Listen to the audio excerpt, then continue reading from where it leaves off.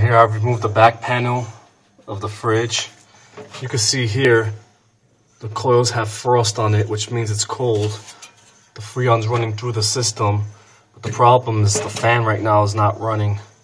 So this is the part that you'll need to replace. It'll be a simple replacement. Remove these 2 screws here on the sides, disassemble these ports, get the new fan motor, put it in, install same way, and replace the back panel.